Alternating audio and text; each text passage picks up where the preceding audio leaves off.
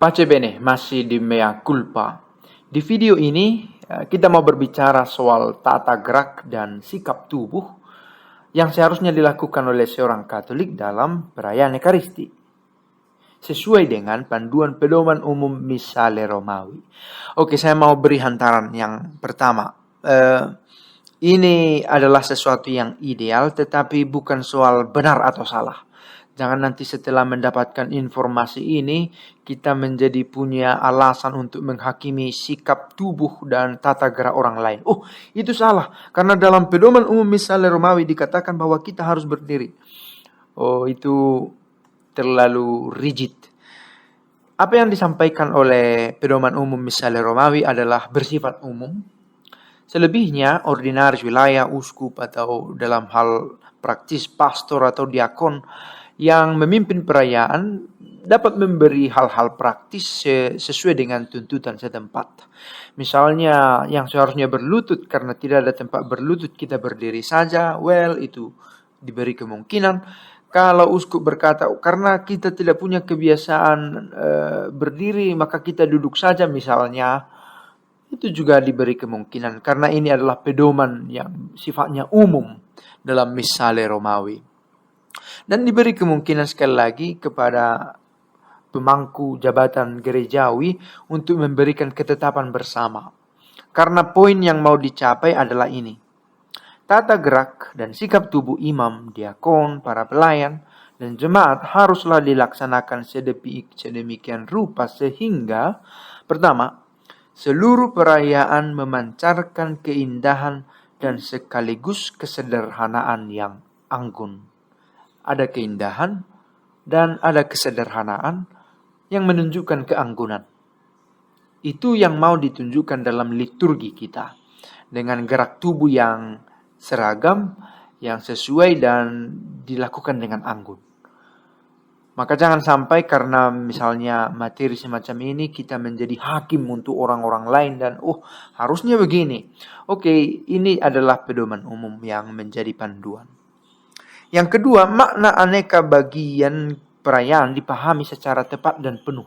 Kalau kita membuat gerakan tubuh dan sikap tubuh kita sesuai dengan panduan ini. Katakanlah misalnya ketika dua konsekrasi kita berlutut dan menunduk sedikit ketika ada ditahtakan tubuh dan darah Kristus. Itu menunjukkan keanggunan dan menunjukkan pemahaman kita akan apa yang sedang terjadi dalam dua konsekrasi itu. Yang ketiga, partisipasi seluruh jemaat ditingkatkan. Kalau berdiri semua berdiri. Ada yang malas berdiri, ada.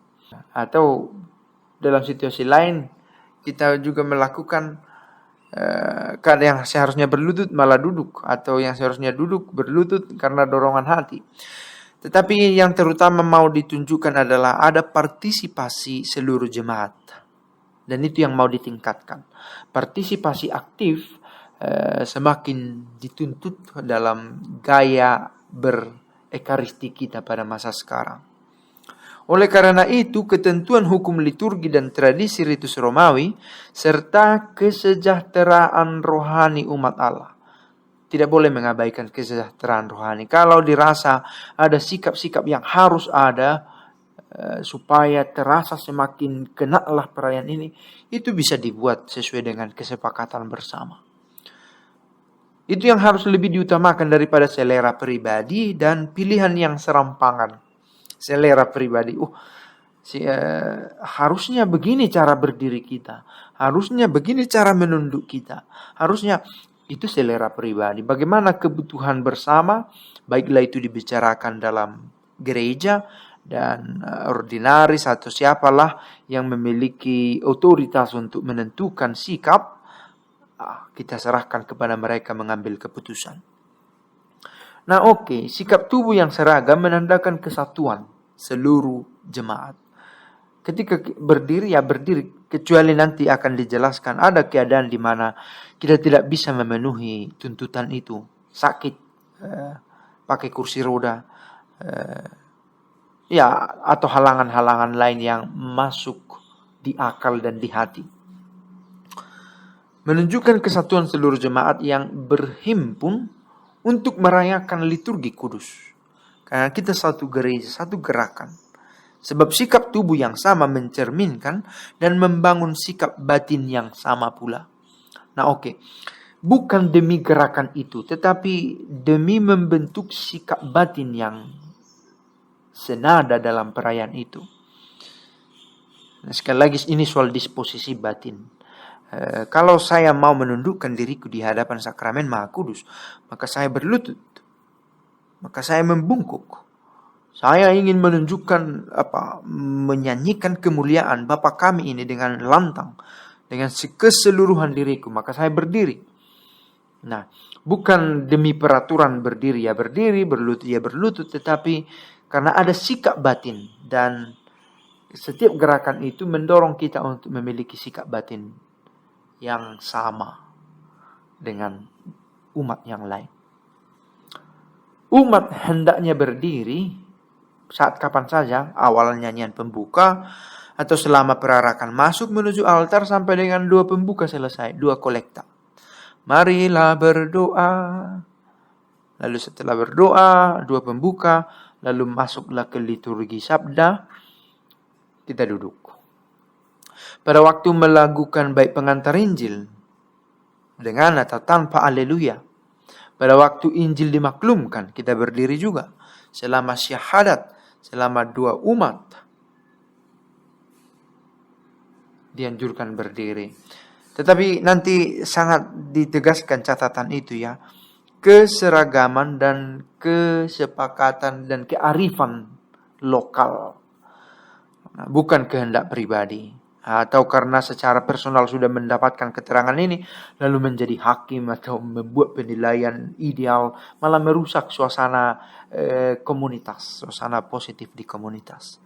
Dari ajakan berdoalah, saudara, sebelum dua persiapan persembahan, berdoalah saudara-saudari supaya persembahanku dan persembahanmu diterima. Pada bagian itu, kita sudah berdiri sampai akhir perayaan Ekaristi, kecuali pada saat yang disebut di bawah ini. Oke, sudah berdiri kecuali pada bagian ini. Ada duduk. Kapan? Saat bacaan-bacaan sebelum Injil.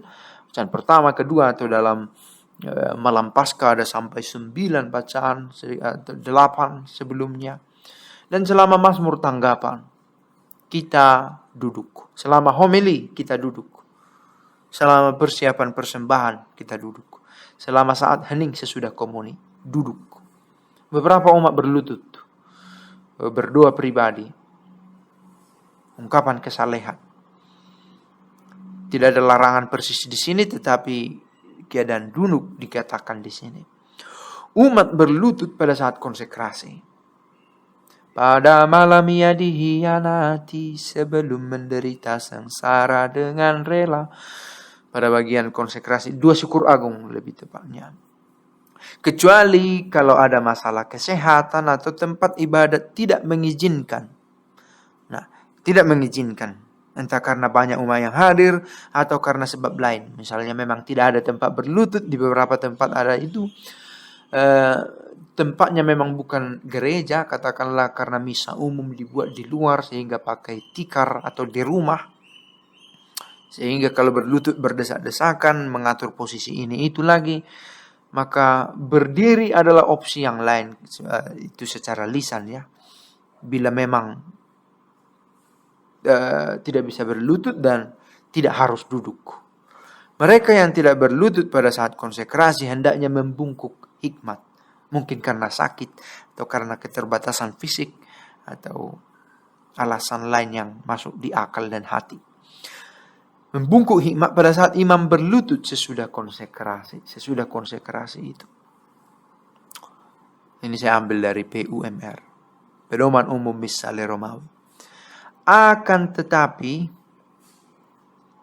sesuai dengan ketentuan hukum, konferensi uskup boleh menyerasikan tata gerak dan sikap tubuh dalam tata perayaan Ekaristi dengan ciri khas dan tradisi sehat bangsa setempat. Nah, ini ruang yang memberikan kesempatan kepada kita untuk membuat gerak-gerik yang dipandang cocok dan tepat sesuai kebudayaan kita dan kebudayaan setempat.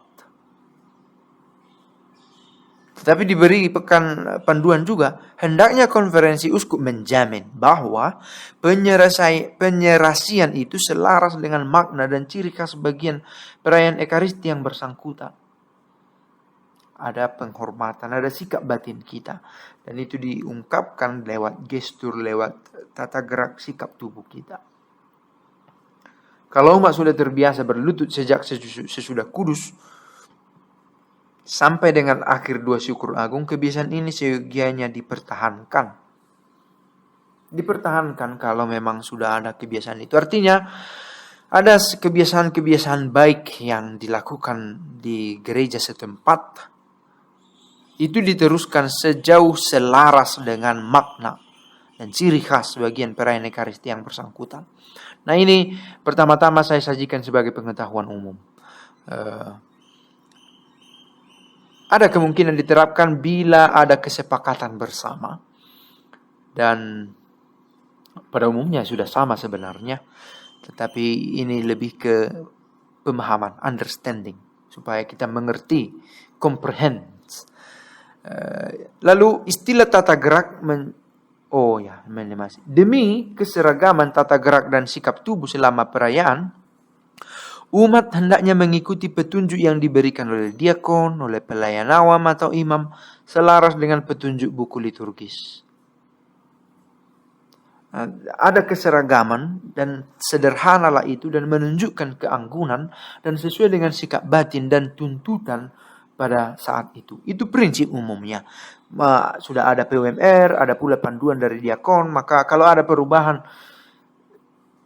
ya boleh jadi kita tidak langsung merasa srek, tetapi yang terutama adalah demi kesederhanaan, keanggunan, keindahan, dan kesatuan dalam sikap. Istilah tata gerak mencakup juga tadi sikap tubuh, berdiri, duduk, berlutut. Sekarang tata gerak mencakup juga tindakan dan perarakan imam bersama diakon dan para pelayan menuju altar.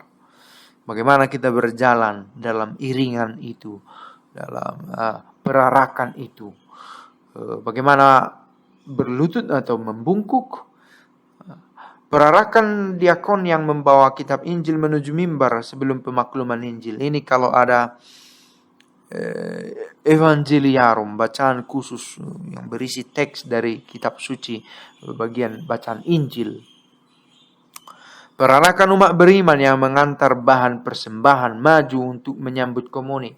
Apakah dengan tarian yang dirasa sesuai dengan kearifan lokal dan mendukung kekhidmatan? Tidak semua tarian pada dasarnya harus kita tahu juga.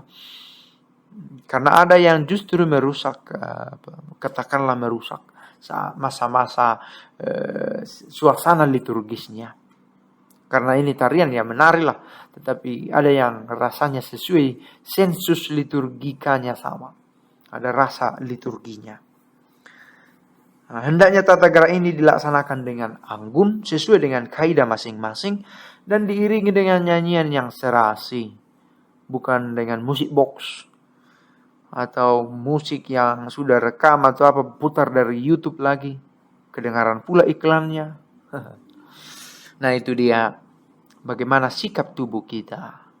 Saya pikir ini baik sebagai pendalaman, artinya kita melakukan sikap-sikap tubuh dan gerak itu dengan berkesadaran. Bukan hanya karena kebiasaan, tetapi kita tahu mengapa kita buat itu. Begitu. Pace bene.